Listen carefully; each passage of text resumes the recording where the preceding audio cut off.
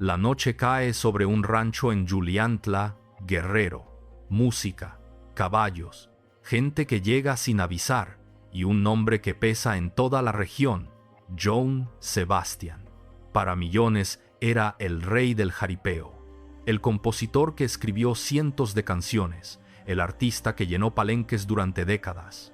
Pero detrás de la música, detrás de los aplausos, hubo algo que con los años empezó a parecer inquietante.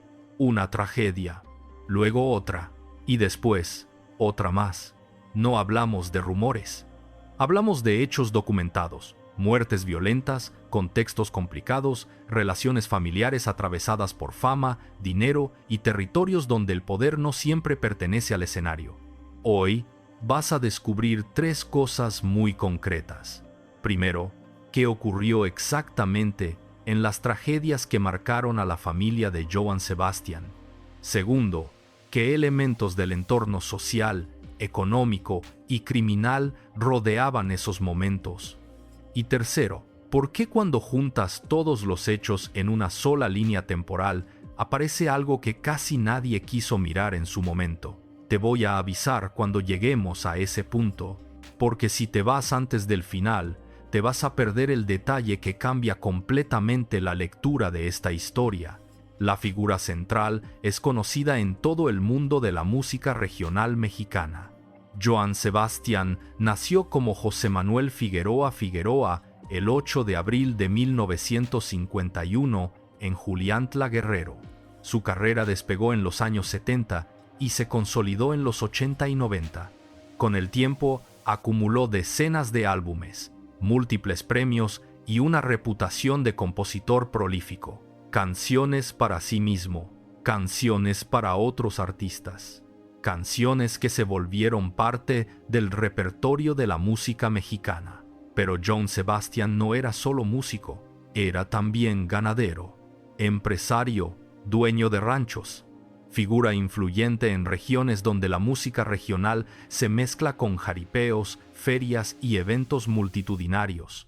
Ese entorno importa, porque los escenarios donde se mueve el dinero, la fama y la política local no siempre son tranquilos, especialmente en estados donde el crimen organizado ha tenido presencia histórica, como Guerrero. No estamos afirmando vínculos criminales directos del artista, eso sería irresponsable, pero sí es un hecho que el entorno social donde se movía, jaripeos, palenques, eventos masivos, es también un espacio donde históricamente han coincidido empresarios, autoridades locales y actores del mundo criminal.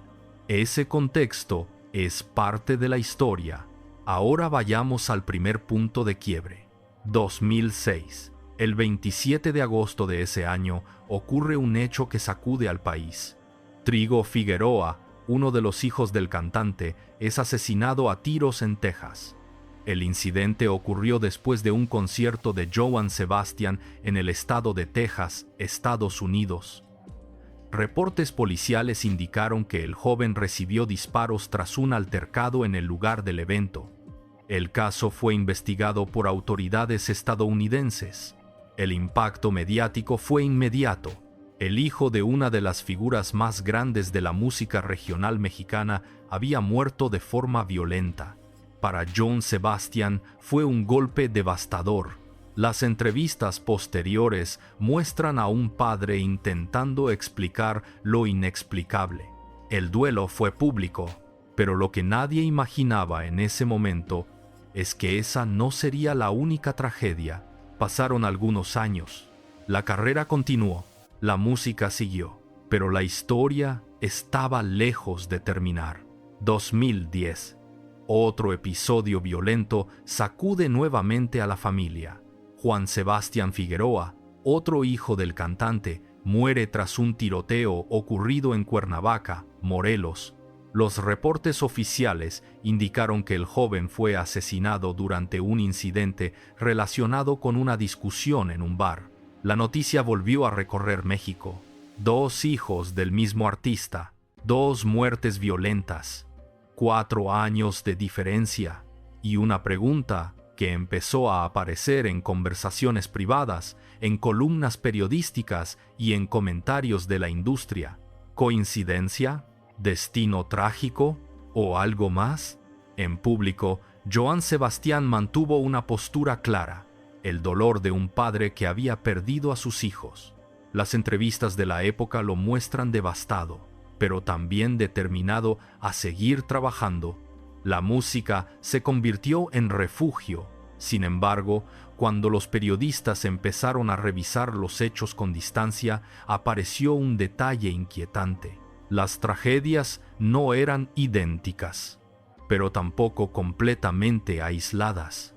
Ambas ocurrieron en contextos donde el entorno social era complejo: eventos masivos, discusiones que escalan rápidamente, armas presentes, escenarios donde el control puede desaparecer en segundos. Y aquí aparece la pregunta que guía toda esta historia: ¿coincidencia o consecuencias acumuladas? Porque cuando miras cada tragedia por separado, parecen hechos aislados. Un altercado, un tiroteo, una mala noche. Pero cuando los colocas en la misma línea temporal, algo empieza a llamar la atención: el entorno, la exposición pública, la vida alrededor de una figura extremadamente famosa, y el tipo de espacios donde esa fama se manifestaba. Hay algo más que todavía no hemos mencionado, algo que no aparece en titulares simples, algo que tiene que ver con cómo la fama transforma las relaciones, las expectativas y los riesgos alrededor de una familia. Y cuando entremos ahí, la historia dejará de parecer una simple sucesión de tragedias. Porque el patrón empieza a aparecer cuando conectas todos los puntos. Y apenas estamos en el principio. Cuando se habla de tragedia en una familia famosa, lo más fácil es reducir todo a mala suerte: una discusión, un disparo, una noche que salió mal. Pero cuando los hechos se repiten, la explicación de la mala suerte empieza a sentirse demasiado cómoda. Para entender lo que rodeaba la vida de Johann Sebastian, hay que mirar más allá del escenario, mucho más allá de las canciones. Hay que mirar el mundo que rodeaba a la fama, porque Johann Sebastian no era solamente un cantante exitoso, era una figura con enorme presencia económica y social en regiones específicas de México, particularmente en Guerrero. Su rancho en Juliantla se volvió famoso. Los jaripeos que organizaba reunían multitudes. Los eventos donde participaba mezclaban música, ganadería, fiesta y dinero. Mucho dinero. Ese tipo de eventos, históricamente, han sido espacios donde coinciden muchos mundos distintos: empresarios locales, promotores, aficionados, autoridades y, en ocasiones, personajes vinculados a economías informales o criminales. No es algo exclusivo de un artista, es parte del ecosistema de muchos espectáculos regionales. Pero cuando un artista alcanza el nivel de exposición que tenía Johann Sebastian, ese ecosistema se vuelve más grande y más impredecible. A mediados de los años 2000, la fama del cantante ya era enorme. Había ganado múltiples premios Grammy y Latin Grammy. Sus composiciones habían sido interpretadas por artistas de distintos géneros. Su presencia en palenques y ferias era prácticamente garantía de lleno total. Era una figura respetada, pero también extremadamente visible, y la visibilidad cambia la dinámica de cualquier entorno. La familia del cantante también estaba expuesta a esa visibilidad. Sus hijos crecieron dentro de un mundo donde el apellido Figueroa tenía peso inmediato, donde llegar a un lugar con ese apellido generaba atención, respeto y a veces fricciones, porque la fama abre puertas, pero también genera tensiones. Después del asesinato de Trigo Figueroa en 2006, el caso fue investigado por autoridades en Texas. Reportes periodísticos de la época describieron que el joven murió tras un altercado ocurrido al final de un concierto. La investigación se centró en el enfrentamiento que derivó en el tiroteo, Para Johann Sebastian, el golpe fue brutal. Las entrevistas posteriores muestran a un hombre tratando de procesar algo que ningún padre está preparado para vivir. Sin embargo, lo que llama la atención cuando se revisa la cronología completa es que el artista siguió activo, siguió trabajando, siguió presentándose. La música continuó. Eso, para muchos observadores, fue señal de resiliencia, pero también significaba que el entorno donde ocurrió la tragedia no desapareció. El circuito de conciertos, jaripeos y presentaciones seguía siendo el mismo. Y 4 años después, el destino golpeó otra vez. El 13 de junio de 2010, Juan Sebastián Figueroa murió tras recibir disparos en un incidente ocurrido en Cuernavaca, Morelos. De acuerdo con reportes policiales y cobertura mediática de la época, el tiroteo ocurrió después de una discusión dentro de un bar. El impacto fue inmediato. 2 hijos asesinados, 2 hechos violentos, 2 contextos sociales donde el conflicto escaló en cuestión de segundos. Cuando los medios comenzaron a conectar ambos casos, la conversación pública cambió. Ya no se trataba de una tragedia aislada, se trataba de una repetición. Y cuando una tragedia se repite, la mente humana busca patrones. ¿Había algo en el entorno que aumentaba el riesgo? ¿Había dinámicas sociales alrededor de la fama que generaban fricciones constantes? ¿Había algo que nadie estaba viendo con claridad? Las preguntas empezaron a aparecer en entrevistas, reportajes y conversaciones privadas dentro de la industria musical. Pero también apareció otro fenómeno, el silencio, porque cuestionar el entorno alrededor de una figura tan querida como Johann Sebastian era delicado. El artista tenía una relación emocional muy fuerte con su público. Para millones de personas, él representaba romanticismo, tradición y orgullo regional. Nadie quería convertir el dolor de un padre en especulación pública. Y esa cautela mediática es importante, porque el silencio también puede ocultar preguntas incómodas. Hay otro elemento que comienza a aparecer cuando se analiza el contexto completo: la cultura de las armas en ciertos espacios nocturnos y eventos de alto perfil. En muchas regiones, los altercados armados en bares o fiestas no son raros. La presencia de armas, alcohol y discusiones intensas crea escenarios donde los conflictos pueden escalar rápidamente.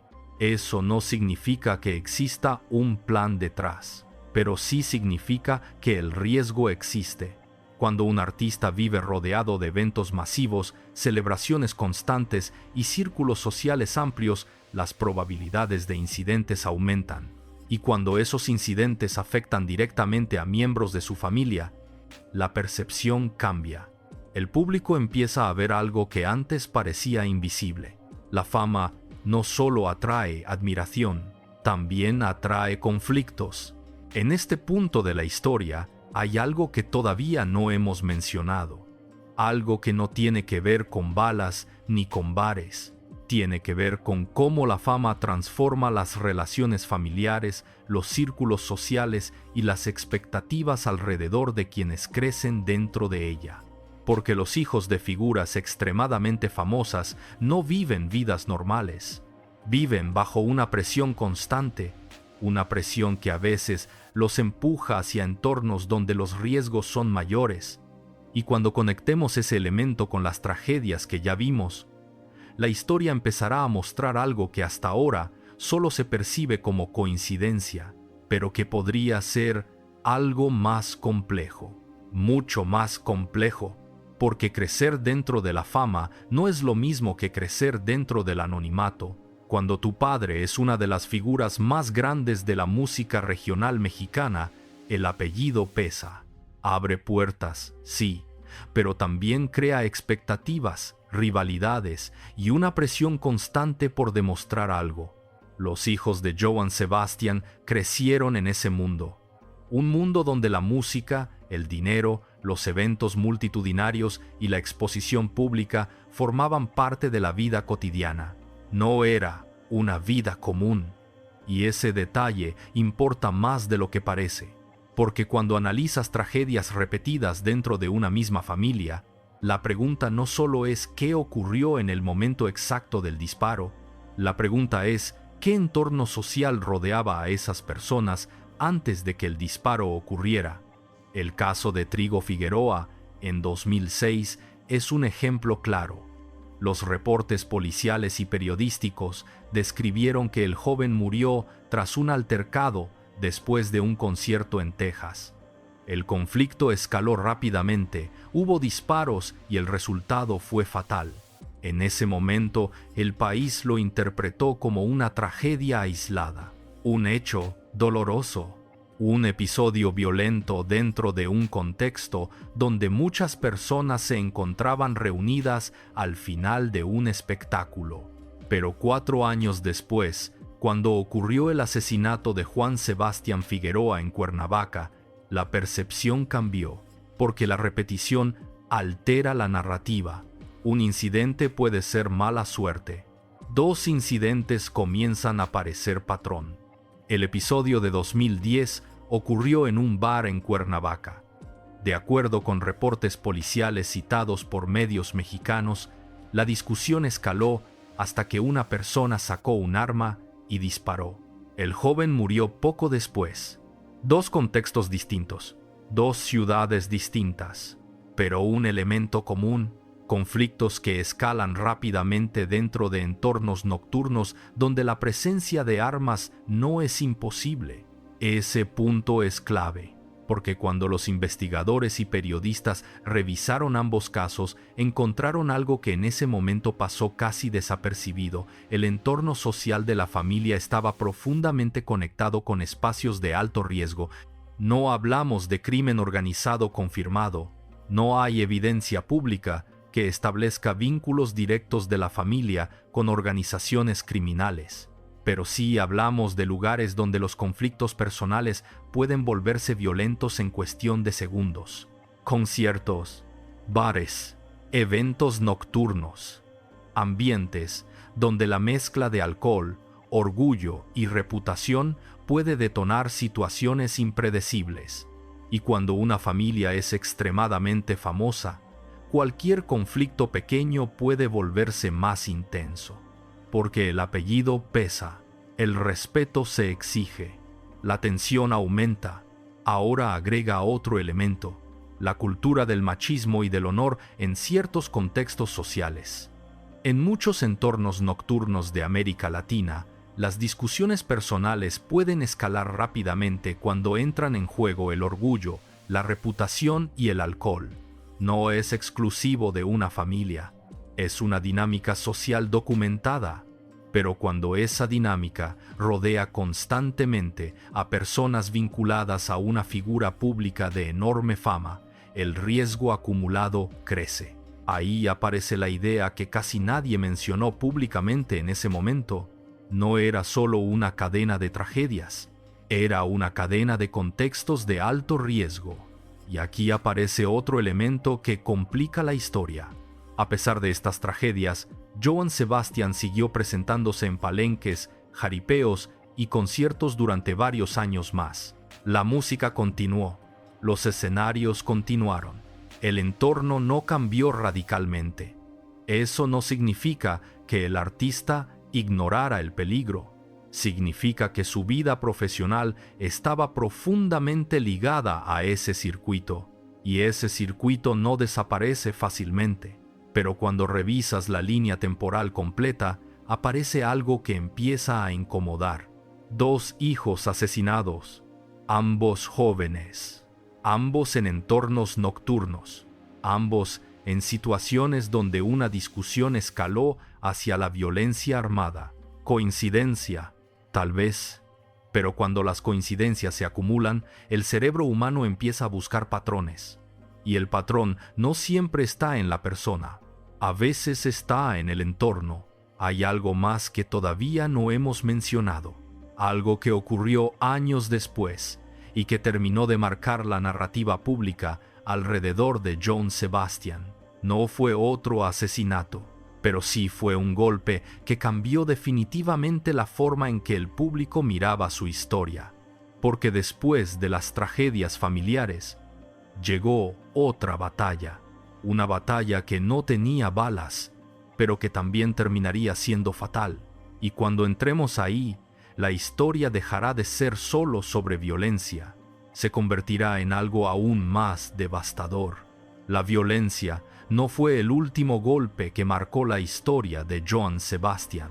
Después de las tragedias que sacudieron a su familia, apareció otra batalla, una que no ocurría en bares ni al final de conciertos, una batalla que se libraba dentro del cuerpo del propio artista. Cáncer no fue un diagnóstico repentino, fue una lucha larga. A finales de los años 90, Johann Sebastian fue diagnosticado con cáncer de hueso, específicamente osteosarcoma. A partir de ese momento, comenzó un proceso médico que se extendería durante años.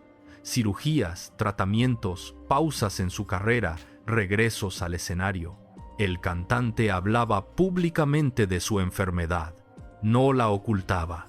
En entrevistas, explicó que la enfermedad lo había obligado a cambiar hábitos, a enfrentar periodos de recuperación y a replantear su vida profesional, pero algo llamó la atención de muchos observadores. A pesar de la enfermedad, el artista seguía trabajando, seguía presentándose, seguía componiendo, seguía viajando. En el mundo de la música regional mexicana, la presencia constante es parte del oficio. Los artistas no dependen solo de ventas de discos, dependen de conciertos, palenques, ferias y eventos en vivo. Eso significa movimiento constante, y el movimiento constante implica desgaste físico. Durante años, Johann Sebastian alternó entre tratamientos médicos y escenarios. Hubo periodos donde parecía recuperarse, otros donde los reportes sobre su salud se volvían preocupantes. Pero la narrativa pública era la de un luchador, un hombre que no se rendía. La enfermedad se convirtió en parte de su historia personal, y aquí aparece un elemento emocional importante. Para el público mexicano, Johann Sebastian no era solo un cantante, era un símbolo cultural. Sus canciones hablaban de amor, orgullo, dolor, tierra. Había una conexión emocional profunda entre el artista y su audiencia. Cuando el público ve a un artista enfrentar una enfermedad grave y seguir cantando, la admiración crece, pero la realidad médica es más compleja. El osteosarcoma es una enfermedad agresiva, requiere tratamientos intensivos y puede reaparecer incluso después de periodos de aparente control. En el caso de Johann Sebastian, el cáncer reapareció en distintos momentos. A pesar de eso, el cantante continuó con su vida pública, presentaciones, grabaciones, apariciones en medios. Era como si la música fuera parte de su tratamiento emocional. Pero cuando observas la línea temporal completa de su vida, empieza a aparecer una imagen que impacta. Primero, el diagnóstico de una enfermedad grave. Después, la muerte violenta de un hijo. Luego, la muerte violenta de otro hijo. Y todo esto mientras el artista seguía enfrentando su propia batalla médica. El público lo veía sonreír en los escenarios. Pero detrás de esa imagen, había una acumulación de golpes personales que pocas personas podrían soportar. La historia empezó a tomar una forma distinta. Ya no era solo la historia de un cantante famoso, era la historia de un hombre rodeado por una cadena de tragedias. Y cuando las tragedias se acumulan, el cerebro humano busca una explicación. Algunas personas comenzaron a hablar de destino, otras de mala suerte, otras incluso de la famosa maldición, que los medios a veces atribuyen a familias golpeadas repetidamente por tragedias. Pero cuando analizas los hechos con calma, la historia empieza a mostrar otra cosa, no una maldición, un patrón que no está en lo sobrenatural, está en la combinación de tres elementos: fama, entorno social de alto riesgo y presión emocional constante dentro de una familia expuesta públicamente. Ese patrón todavía no se ve completo, pero empieza a dibujarse.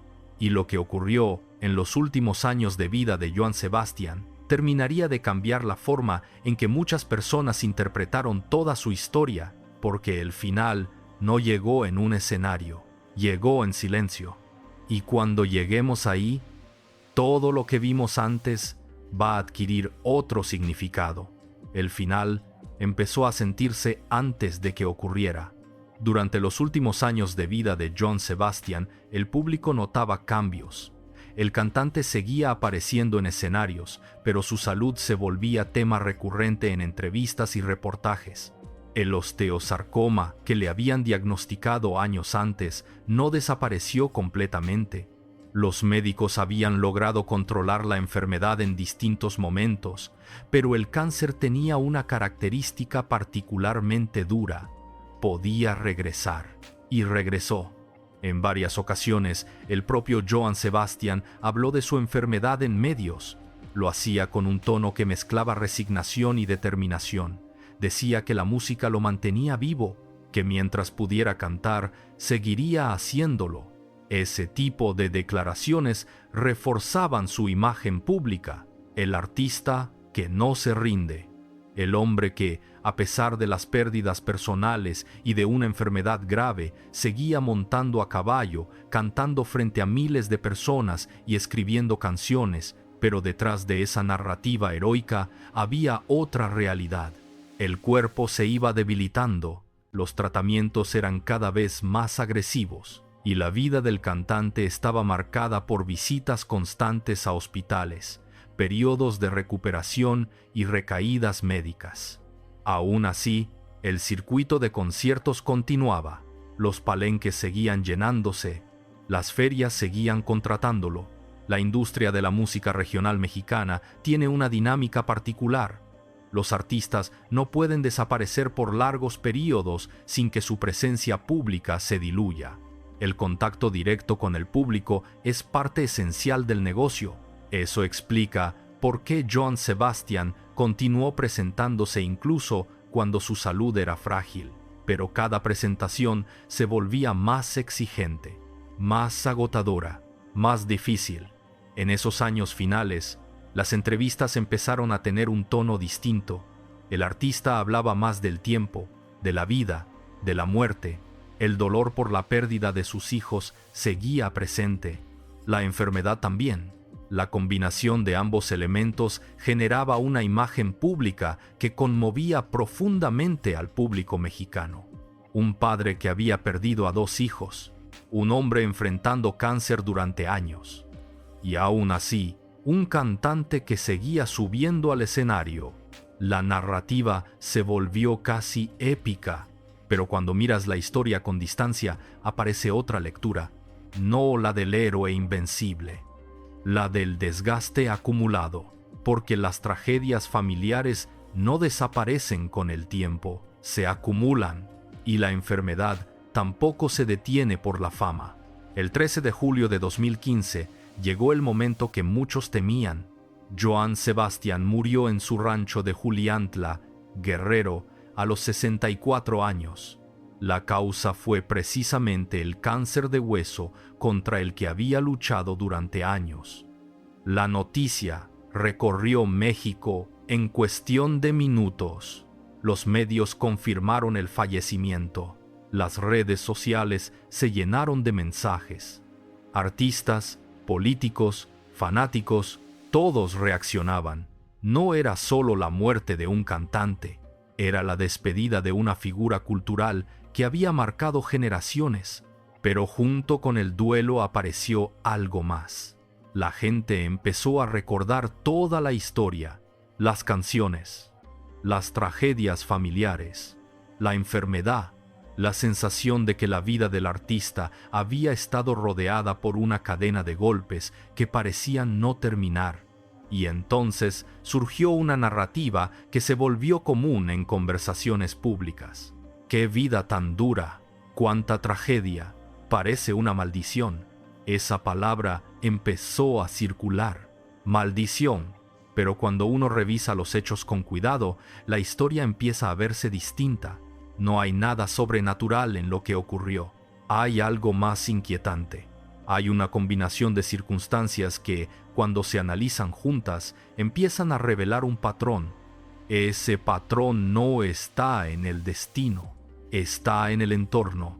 Y todavía hay piezas de la historia que no hemos conectado. Porque cuando un periodista o un investigador revisa todos los hechos, las tragedias, los contextos, las dinámicas sociales alrededor de la fama, aparece algo que en su momento casi nadie quiso decir en voz alta, algo que cambia completamente la forma de entender esta historia. Y ese es el punto al que vamos a llegar ahora, cuando los investigadores y periodistas empezaron a mirar la historia completa. Apareció algo que no se percibe cuando se observan los hechos por separado. Las tragedias no estaban conectadas por una conspiración, estaban conectadas por contexto. El contexto social alrededor de John Sebastian era extremadamente particular. No era el entorno típico de un artista pop que vive aislado entre estudios de grabación y aeropuertos. Era un entorno profundamente ligado a territorios rurales, jaripeos, palenques, fiestas regionales y redes sociales donde el prestigio, el dinero y la reputación pueden generar fricciones constantes. Los jaripeos, por ejemplo, no son solo espectáculos musicales. Son eventos masivos donde se mezclan distintos mundos. Aficionados a los caballos, ganaderos, empresarios locales, autoridades municipales, promotores y, en ocasiones, personas vinculadas a economías informales o ilegales.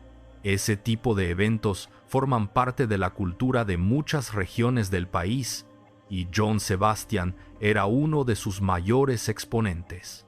Su figura estaba directamente ligada al mundo del jaripeo ranchero.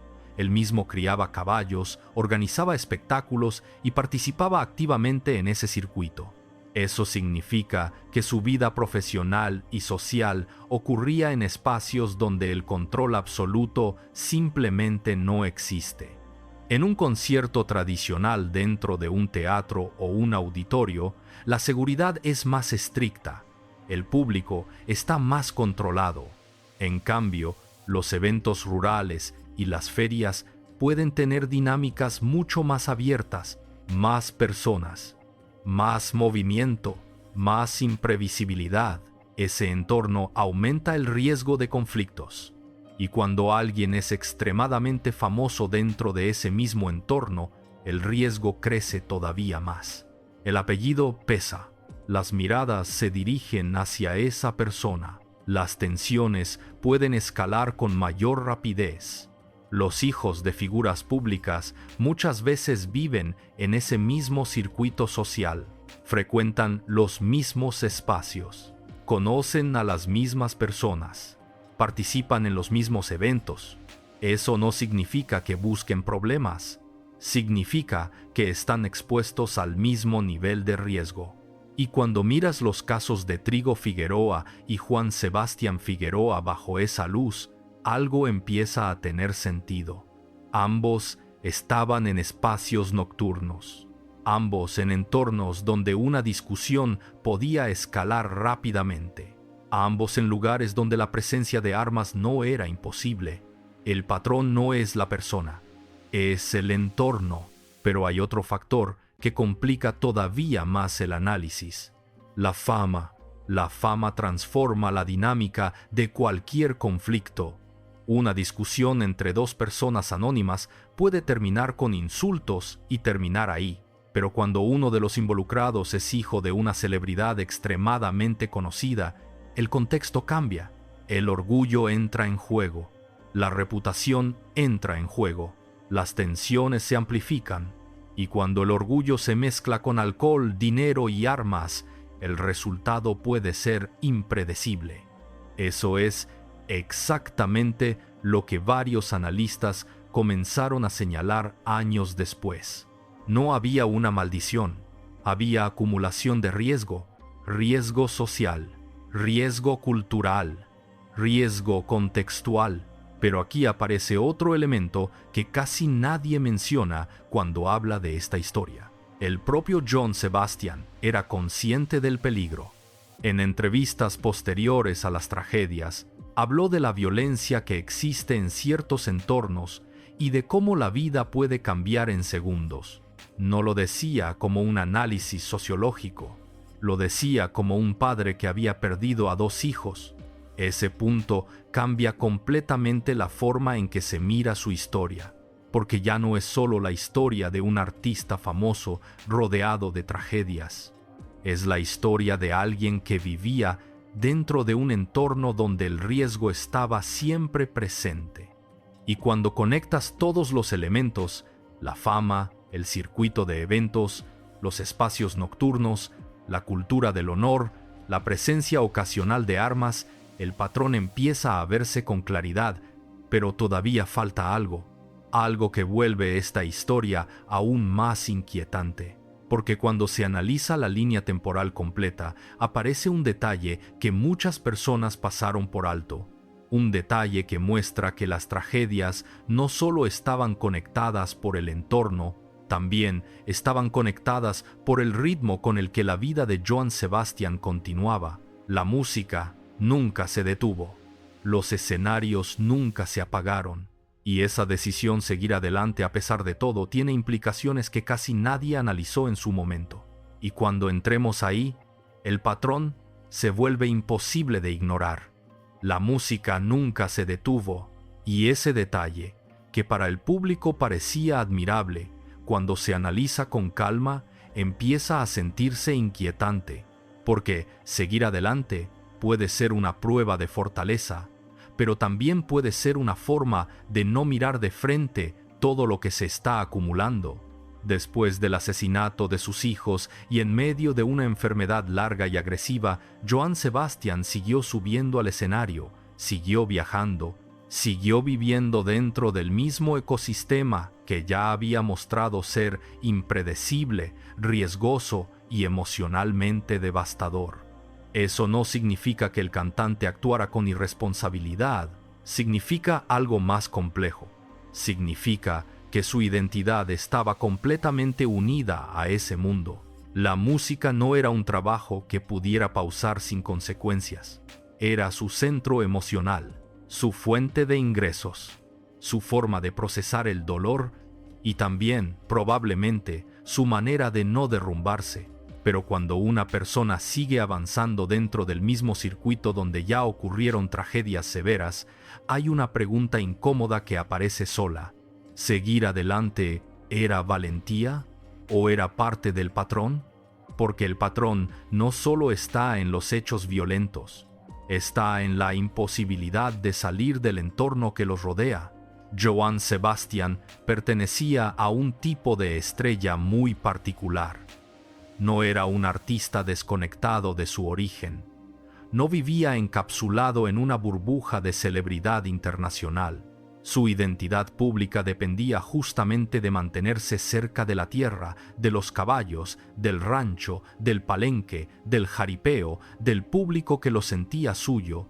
Eso le daba autenticidad, pero también lo mantenía dentro del mismo universo que ya había demostrado sus riesgos. Y aquí es donde la historia cambia de tono otra vez. Porque si las tragedias se repiten dentro del mismo clima social, dentro del mismo circuito y bajo la misma lógica de exposición, entonces la pregunta central se vuelve más dura. ¿Fueron coincidencias o consecuencias acumuladas? La palabra clave aquí es acumuladas. No una sola causa, no una sola noche, no una sola decisión.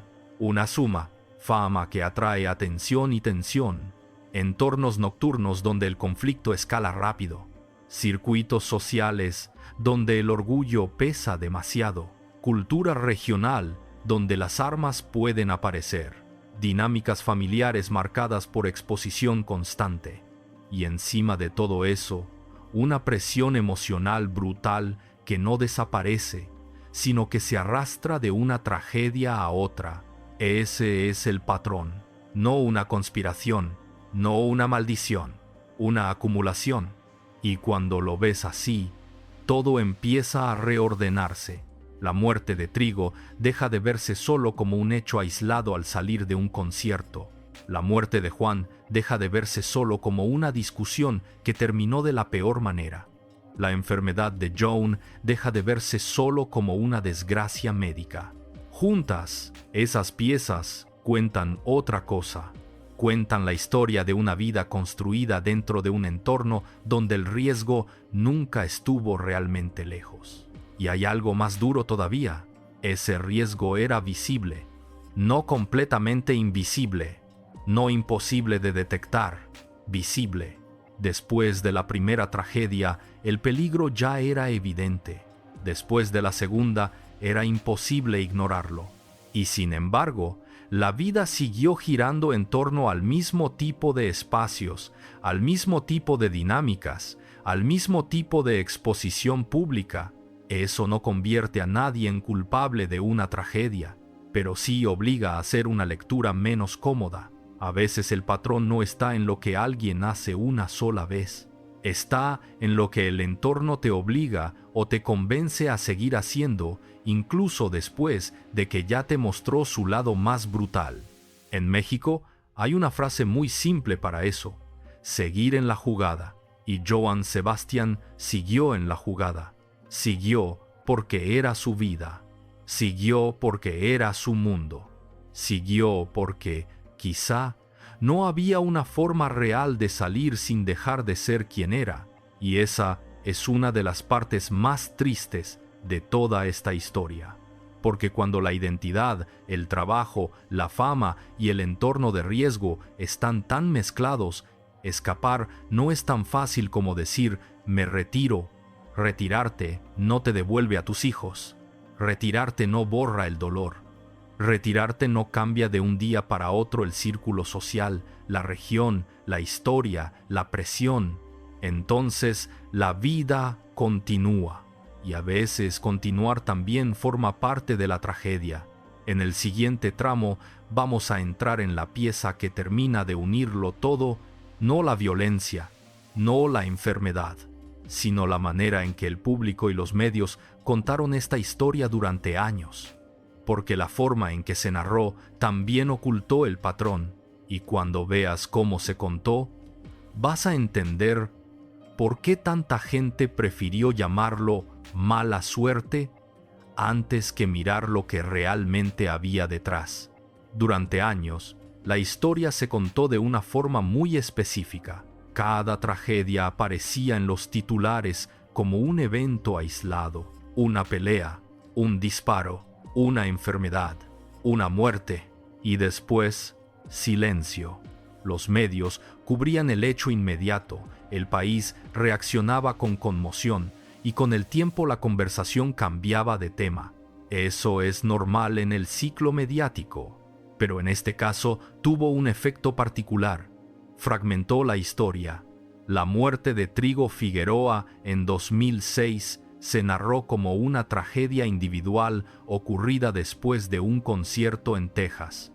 La muerte de Juan Sebastián Figueroa en 2010 se explicó como un altercado en un bar de Cuernavaca que terminó de la peor manera. La enfermedad de Joan Sebastián se presentó como la batalla personal de un artista contra el cáncer. Cada episodio tenía su propia narrativa, y cuando cada episodio se analiza por separado, el patrón desaparece. Eso es lo que ocurrió durante muchos años. El público escuchaba cada noticia como una tragedia independiente. La conversación pública se centraba en el dolor del momento, pero casi nadie se detenía a colocar todos los hechos en la misma línea temporal. Y cuando finalmente alguien lo hacía, la historia cambiaba de forma, porque la línea completa se veía así. Primero, un artista extremadamente famoso cuya vida gira alrededor de eventos masivos y entornos sociales intensos. Luego, el asesinato de un hijo en un conflicto después de un concierto. Después, el asesinato de otro hijo en un conflicto dentro de un bar.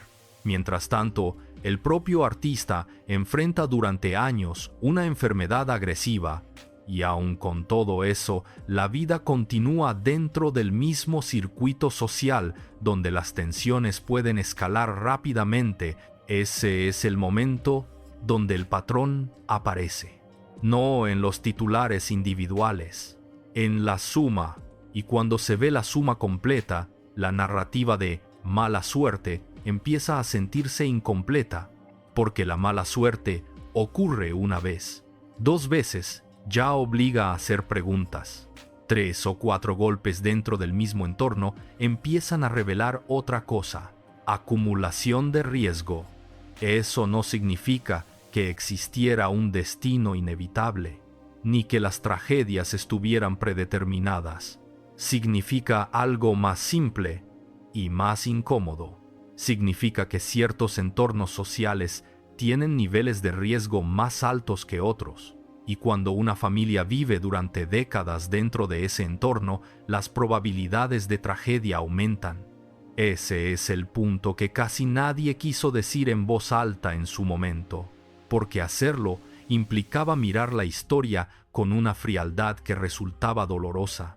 Era más fácil hablar de mala suerte, era más fácil hablar de destino, era incluso más fácil hablar de tragedia familiar, pero hablar de entorno implicaba algo distinto, implicaba reconocer que la fama no solo trae admiración, también trae exposición, exposición a conflictos, exposición a tensiones sociales, exposición a situaciones donde un error de segundos puede cambiar una vida completa.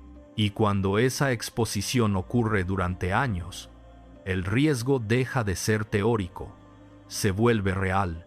Eso no convierte a Johann Sebastian en responsable de lo que ocurrió, pero sí cambia la forma en que entendemos su historia, porque deja de ser solo la historia de un artista golpeado por el destino. Se convierte en la historia de una vida vivida en un entorno donde los riesgos estaban siempre presentes. Ese es el patrón que casi nadie quiso ver, no porque fuera invisible, sino porque era incómodo, porque obligaba a aceptar que la tragedia no siempre aparece de la nada. A veces se construye lentamente, con decisiones, con contextos, con dinámicas sociales que parecen normales, hasta que un día dejan de serlo. Y cuando juntamos todas las piezas, la fama, los eventos, los entornos nocturnos, las tensiones sociales, las tragedias familiares y la enfermedad, la historia deja de parecer una cadena inexplicable de golpes. Empieza a parecer algo mucho más complejo, y en el último tramo vamos a enfrentar la pregunta que queda flotando desde el inicio. ¿La tragedia realmente se repitió por coincidencia? ¿O el patrón siempre estuvo ahí, esperando a que alguien conectara todos los hechos? Ahora que todas las piezas están sobre la mesa, la historia empieza a verse de otra manera. Durante años, el país miró cada episodio como una tragedia separada. Un evento desafortunado aquí, otro evento doloroso allá, una enfermedad que apareció después, y la sensación de que el destino había sido particularmente cruel con la familia de Johann Sebastian. Pero cuando juntas todo, la palabra destino empieza a perder fuerza y aparece otra palabra: contexto. El contexto explica mucho más que la idea de mala suerte, porque los hechos documentados están ahí. La muerte de Trigo Figueroa en 2006 después de un altercado tras un concierto en Texas. La muerte de Juan Sebastián Figueroa en 2010 tras un tiroteo derivado de una discusión en un bar en Cuernavaca. 2 tragedias reales, 2 momentos violentos, 2 contextos sociales donde el conflicto escaló en segundos. Y cuando se revisan con frialdad, ambos comparten un denominador común: entornos donde el orgullo, el alcohol, la reputación y las armas pueden coexistir. Ese tipo de espacios no son raros en muchas regiones del mundo. Pero cuando una familia extremadamente famosa vive constantemente dentro de esos mismos circuitos, conciertos, eventos nocturnos, círculos sociales intensos, la exposición al riesgo aumenta. Eso no es una teoría, es probabilidad social.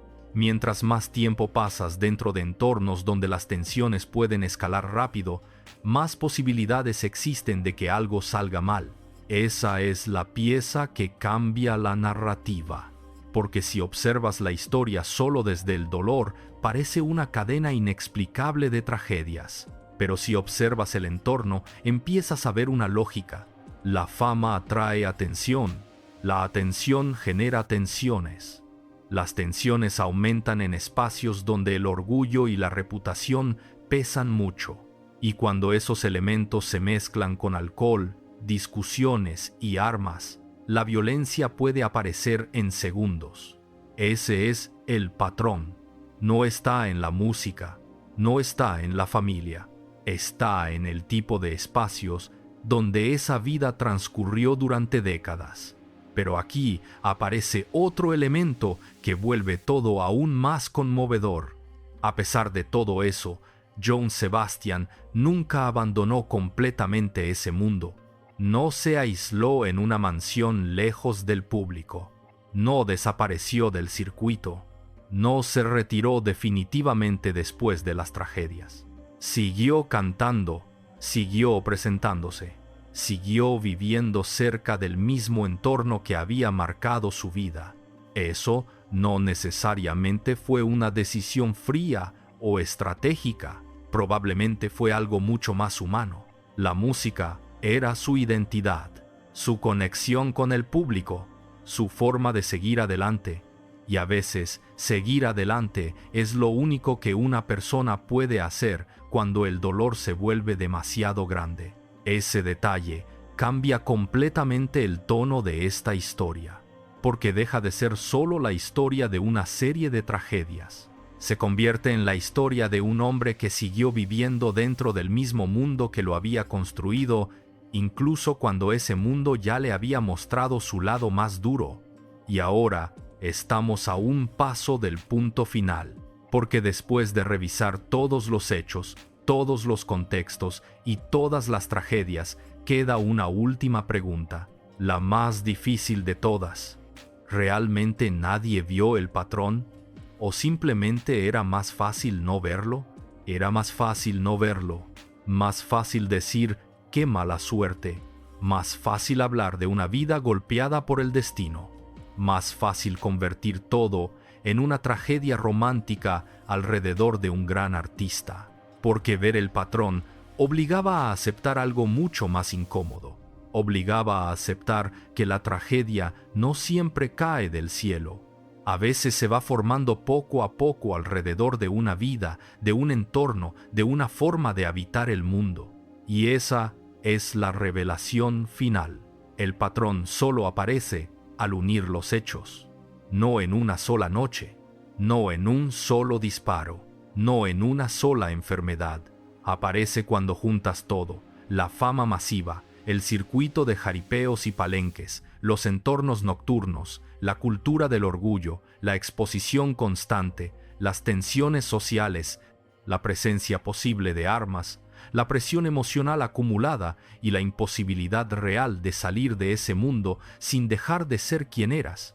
Ahí está el patrón, no en lo sobrenatural, no en una conspiración, no en una maldición, en la acumulación.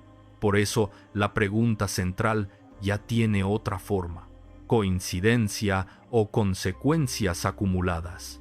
Después de mirar todos los hechos, llamarlo simple coincidencia se queda corto.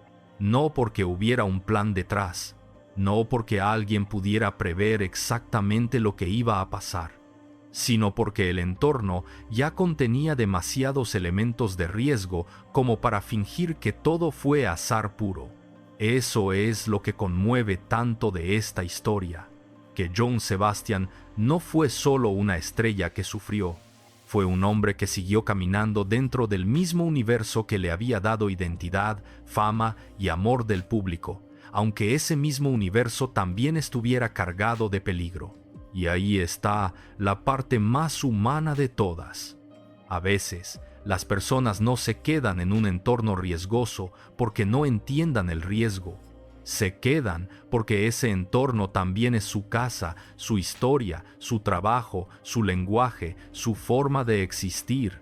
Johann Sebastian pertenecía a ese mundo. Lo cantó, lo vivió, lo convirtió en arte y también pagó un precio altísimo por vivir tan cerca de él. La muerte de sus hijos no puede reducirse a una sola explicación. Sería injusto. Su enfermedad tampoco puede leerse como parte del mismo fenómeno violento. Sería falso. Pero cuando se pone todo en una sola línea de tiempo, la historia deja de parecer una colección de desgracias inexplicables. Empieza a aparecer la historia de una vida construida dentro de un entorno donde el riesgo nunca estuvo realmente lejos. Y eso cambia todo. Cambia la forma en que entendemos la repetición. Cambia la forma en que entendemos la fama. Cambia la forma en que entendemos el dolor público. Porque ya no estamos viendo solo a un ídolo. Estamos viendo a un ser humano atrapado entre la grandeza de su leyenda y la dureza del mundo real que rodeaba esa leyenda. Por eso nadie quiso ver el patrón, porque verlo implicaba romper la narrativa cómoda, implicaba dejar de hablar de destino, implicaba aceptar que hay vidas tan expuestas, tan intensas y tan rodeadas de tensión que la tragedia deja de ser una sorpresa total, y esa verdad duele más que cualquier mito. Déjamelo en comentarios. ¿Tú crees que todo fue coincidencia? ¿O que el entorno alrededor de Johann Sebastian fue acumulando consecuencias que terminaron por revelar un patrón? Suscríbete si quieres más historias donde conectamos hechos reales sin romantizar el dolor, porque el siguiente caso no tratará de canciones ni de escenarios. Tratará de poder, silencio y una verdad que estuvo demasiado tiempo frente a todos.